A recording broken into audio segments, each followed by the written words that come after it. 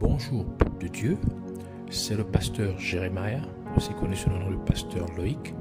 Nous voulons écouter la parole de Dieu pour la semaine, mais avant tout nous voulons commencer par une parole de prière. Alors, en signe de révérence à notre Père Céleste, à notre Dieu, baissons nos têtes et prions ensemble. Père éternel, Dieu tout-puissant, Abba Père, seul et véritable Dieu, Jéhovah, Yahweh, notre Sauveur, notre Rédempteur, sois à jamais béni, que ton nom soit honoré, glorifié, au nom de Jésus-Christ. Merci pour cette nouvelle opportunité que tu nous donnes de pouvoir nous recueillir dans ta présence. Merci pour tout ce que tu as prévu pour nous en ces moments. Nous venons encore, Seigneur, nous humilier au-devant de toi, implorant ta miséricorde, ta compassion, ta bonté, afin que, Seigneur, tu nous pardonnes encore de tout ce que nous avons pu faire, dire et penser qui ne t'a point honoré, glorifié, que par le sang que tu as fait couler à la croix de Golgotha, oui, que tu nous sanctifies, le sang de Jésus-Christ, que par le sang de Jésus, tu nous purifies, tu ôtes totalement nos impuretés, nos souillures, et que nous te soyons complètement consacrés, corps, âme et esprit, pensée, cœur, l'air, l'atmosphère, tout autour de nous et en nous, que tout te soit consacré au nom de Jésus-Christ, et que tout ce qui s'élève contre la connaissance de la vérité, nous venons nous opposer contre eux, nous venons lier les renvoyer dans les gouffres de l'enfer une fois pour toutes au nom de Jésus-Christ. Nous libérons l'air, l'atmosphère autour de nous et tout autour de nous de d'interférences maléfiques, démoniaques, de tout ce qui n'est pas de toi au nom de Jésus-Christ. Et nous proclamons que Jésus est Seigneur à la gloire de Dieu le Père. Nous te disons merci encore pour ces moments, que tu nous amènes dans la profondeur de la révélation de ta parole. Au nom de Jésus-Christ, nous avons ainsi prié. Amen. Alors aujourd'hui, le Seigneur voudrait nous entretenir sur... Nous allons prendre notre passage principal des Saintes Écritures dans le livre de Exode. Exode chapitre 25, versets 23 à 30. Et Exode 40, chapitre 40, versets 22 à 23. Alors nous lisons la parole de Dieu dans le livre d'Exode, chapitre 25, versets 23 à 30, au nom de Jésus-Christ. Tu te feras une table de bois d'acacia. Sa longueur sera de 2 coudées, sa largeur d'1 coudée et sa hauteur d'1 coudée et demie. Tu la couvriras d'or pur et tu y feras une bordure d'or tout autour. Tu y feras alentour un rebord de 4 doigts sur lequel tu mettras une bordure d'or tout autour. Tu feras pour la table 4 anneaux d'or et tu mettras les anneaux aux 4 coins qui seront à ses 4 pieds. Les anneaux seront près du rebord et recevront les barres pour porter la table. Tu feras les barres de bois d'acacia et tu les couvriras d'or et elles serviront à porter la table. Tu feras ses plats, ses coupes, ses calices et ses tasses pour servir aux libations. Tu les feras d'or pur. Tu mettras sur la table les pains de proposition continuellement devant ma face. Exode chapitre 40, versets 22 à 23, qui dit: Il plaça la table dans la tente d'assignation au côté septentrional du tabernacle, en dehors du voile, et il y déposa en ordre les pains devant l'Éternel comme l'Éternel l'avait ordonné à Moïse. Que le Seigneur bénisse sa parole, qu'elle vienne pleine de révélation, de profondeur, de grâce, de bénédiction et de vie au nom de Jésus-Christ. Amen. Alors aujourd'hui, le Seigneur voudrait nous parler de la table des pains de proposition. Le titre de notre enseignement d'aujourd'hui est la table des pains de proposition. La construction du tabernacle de Dieu fut instruite par Dieu lui-même à Moïse. Et ce faisant, Dieu était très détaillé sur chaque chose qui formait le tabernacle de Dieu. Et parmi les différents éléments qui composaient le tabernacle de Dieu, il y avait une table d'or sur laquelle étaient continuellement mis des pains de proposition devant la présence de Dieu. Et cette table fut placée dans le lieu saint du tabernacle, aussi connu comme le sanctuaire, tel que le déclare la parole de Dieu dans Hébreux chapitre 9 verset 2 qui dit: un tabernacle fut en effet construit dans la partie antérieure, appelé le lieu saint, était le chandelier, la table et les pains de proposition. Et comme décrit dans notre passage principal de Sainte Écriture, cette table avait 4 pieds qui représentent les 4 femmes de Jacob, également connues sous le nom d'Israël. Donc Jacob, car Dieu avait changé le nom de Jacob en Israël. Car sur cette table étaient placés 12 pains de proposition, gâteaux, qui sont une représentation des 12 fils de Jacob, donc d'Israël, comme mentionné dans le livre de Lévitique, Lévitique chapitre 24, versets 5 à 6, qui dit: tu prendras de la fleur de farine et tu en feras 12 gâteaux. Chaque gâteau sera de 2 dixièmes. Tu les placeras en 2 piles, 6 par pile, sur la table d'or pure devant l'Éternel. Donc, c'était sur ces 12 pains ou 12 gâteaux étaient placés sur la table de proposition. Ainsi, la table des pains de proposition représente Jacob, ou aussi appelé Israël, et les 4 pieds de la table représentent les 4 femmes de Jacob par le biais des 4 femmes par qui il a pu avoir 12 fils. Et les 12 pains de proposition représentent les 12 fils de Jacob.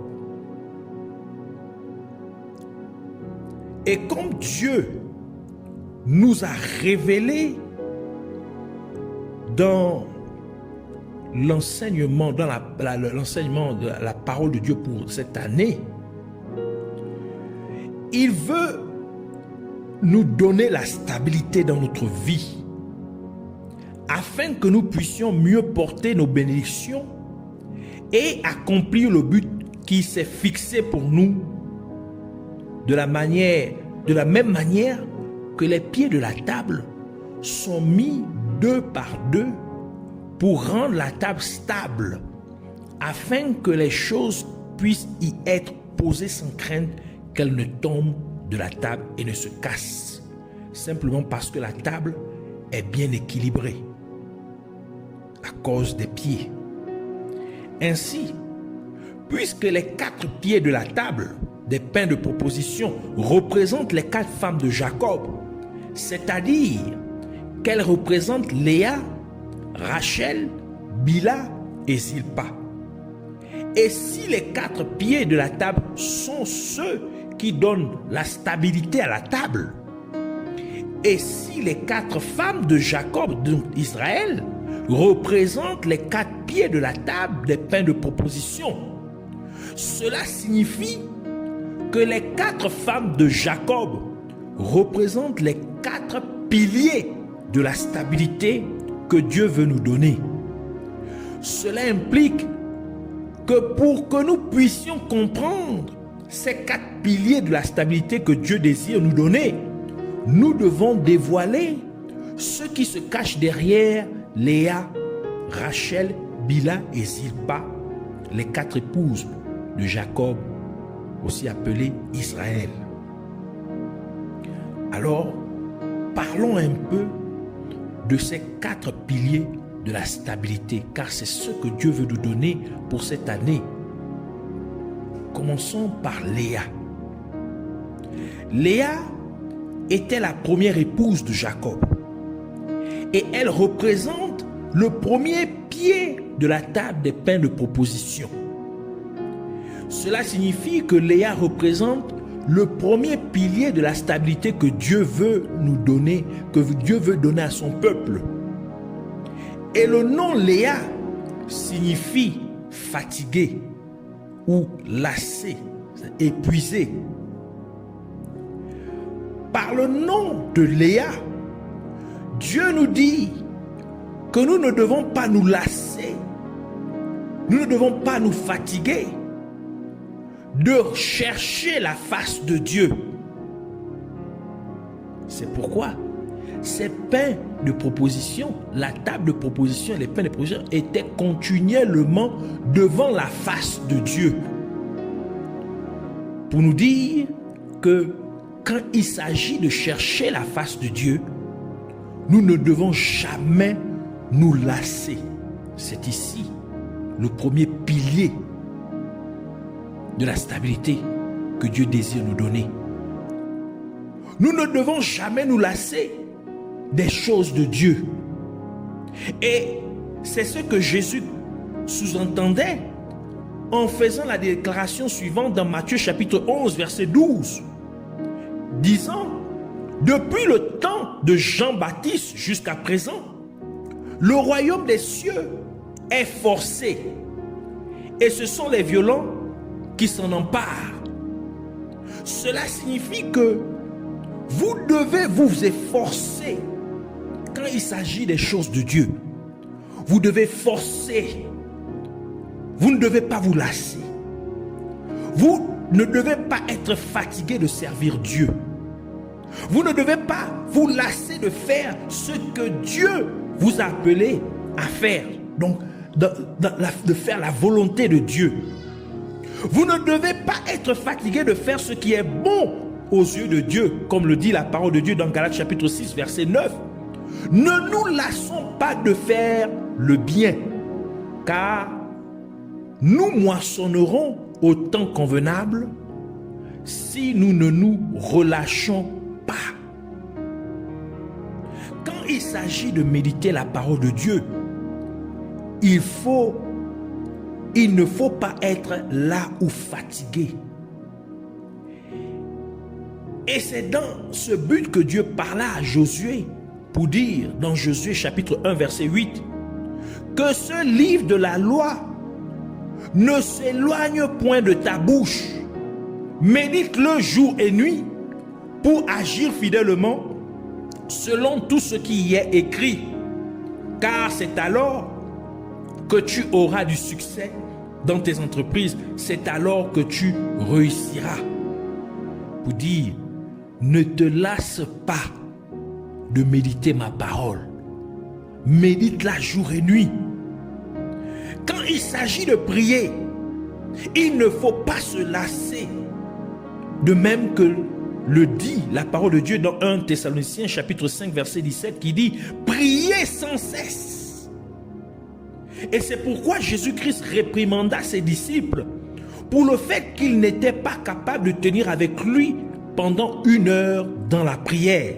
Matthieu chapitre 26 verset 40 à 41 qui dit « Et il vint vers les disciples qu'il trouva endormis et il dit à Pierre, vous n'avez donc pu veiller 1 heure avec moi. Veillez et priez afin que vous ne tombiez pas dans la tentation. L'esprit est bien disposé, mais la chair est faible. Quand il s'agit de chercher Dieu, vous ne devez pas être fatigué. Vous ne devez pas vous relâcher. Et c'est exactement ce que voulait dire Jésus-Christ quand il a dit ce qui suit à ses disciples dans Matthieu chapitre 7, versets 7 à 8, qui dit: demandez et l'on vous donnera, cherchez et vous trouverez, frappez et l'on vous ouvrira. Car quiconque demande reçoit, celui qui cherche trouve, et l'on ouvre à celui qui frappe. C'est cela c'est pour dire que nous devons apprendre à prier jusqu'à ce que quelque chose se produise, jusqu'à ce que quelque chose arrive, tel que Élie le fit, car il pria jusqu'à ce qu'il pleuve. Par conséquent, nous ne devrions pas nous lasser de chercher la face de Dieu par la prière. Et c'est pour cette raison que Dieu a reproché, il a réprimandé le peuple d'Israël par le prophète Ésaïe, disant dans Ésaïe chapitre 43 verset 22: et tu ne m'as pas invoqué, ô Jacob, car tu t'es lassé de moi, ô Israël. Quand il s'agit de parler aux gens de Dieu, il ne faut pas se fatiguer, il ne faut pas se lasser.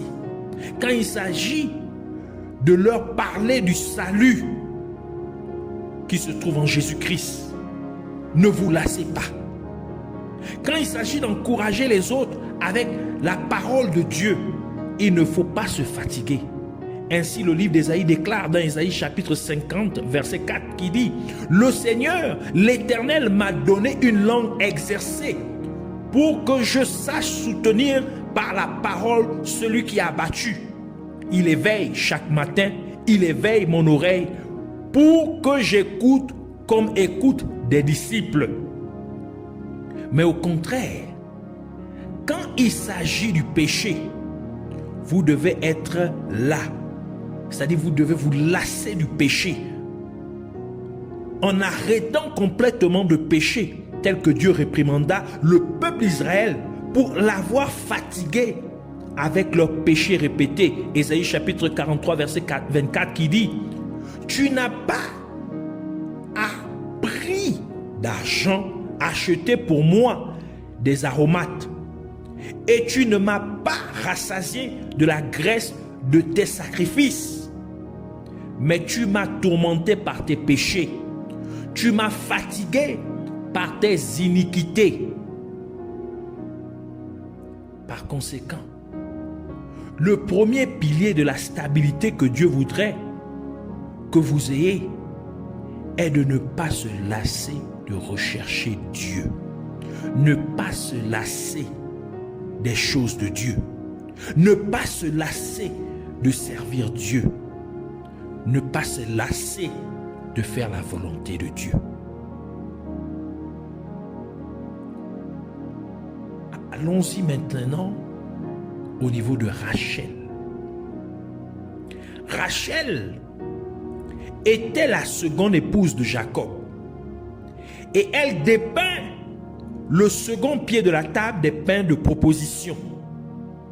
Cela signifie qu'elle représente le deuxième pilier de la stabilité que Dieu voudrait donner à son peuple. Et le nom Rachel signifie femelle brebis. Et la parole de Dieu nous révèle qu'Abraham offrit à Abimelech cette femelle brebis comme alliance de témoignage pour attester que c'est bien Abraham qui avait creusé le puits de Beersheba, comme le décrit le livre de Genèse, Genèse chapitre 21, verset 27 à 33 qui dit: et Abraham prit des brebis et des bœufs qu'il donna à Abimelech, et ils firent tous deux alliance. Abraham mit à part cette jeune brebis, et Abimelech dit à Abraham: qu'est-ce que c'est cette jeune brebis que tu as mis à part. Et il y répondit, tu accepteras de ma main ces 7 brebis, afin que cela me serve de témoignage que j'ai creusé ce puits. C'est pourquoi on appelle ce lieu Beersheba, car c'est là qu'ils jurèrent l'un et l'autre. Ils firent donc alliance à Beersheba, après quoi Abimelech se leva avec Picol, chef de son armée, et ils retournèrent au pays des Philistins. Abraham planta des tamarisques à Beersheba. Et là, il invoqua le nom de l'Éternel, Dieu de l'éternité, c'est-à-dire El Olam. Cela signifie que vous devez être dans une alliance avec Dieu. Et cela, c'est en acceptant Jésus-Christ comme votre Sauveur et Seigneur. Et c'est pourquoi Abraham invoqua le nom du Seigneur à Beersheba, déclarant que le Dieu éternel ou le Dieu de l'éternité, c'est-à-dire El Olam.